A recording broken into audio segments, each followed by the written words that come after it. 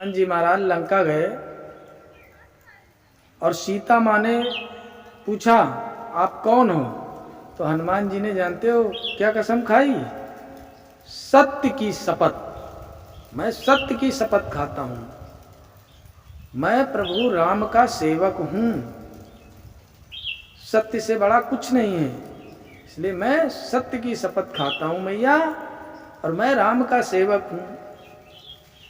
तो मैया ने पूछा कि इनसे अब भगवान प्रभु के वंश किस नाम से पहले प्रसिद्ध था, आप किस नाम से प्रसिद्ध है, ये सब छोड़ो, हम इनसे जो पहले जिन नाम से ये भगवान का वंश जाना जाता उनका नाम।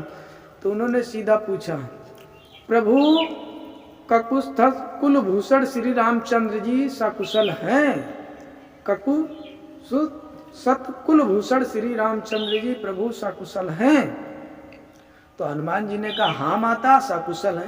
तब ये ककुत सत कुलभूषण प्रभु श्री राम जी को कहा, लेकिन ये महाराज जो ये कुल है ककुस्तक, ये है कौन? इनका नाम है पुरंजय।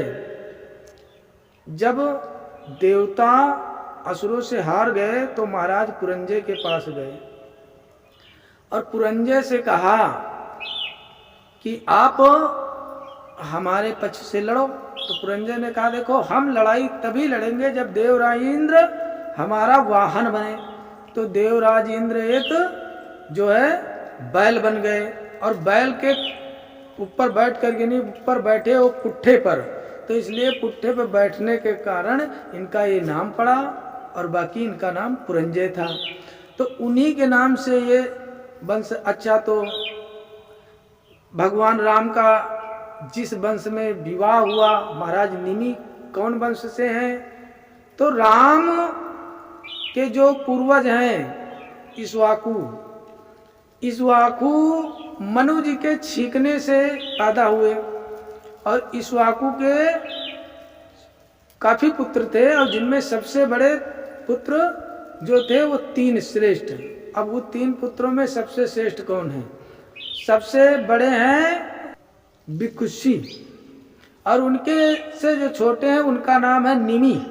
तो निमि महाराज से ही जनक और इधर जो विकुशी थे उनसे महाराज ककुधी और उनके ककुधी और जो विकुशी हैं उनके पुत्र हैं ककुधी। तो जो विकुशी हैं उनसे ककुधी और उधर से भगवान का वंश इधर चला है। तो दोनों जो प्रभु राम का वंश है और महाराज जनक का वंश है यानी सीता माँ का, ये दोनों एक ही वंश है, दोनों एक ही वंश हैं।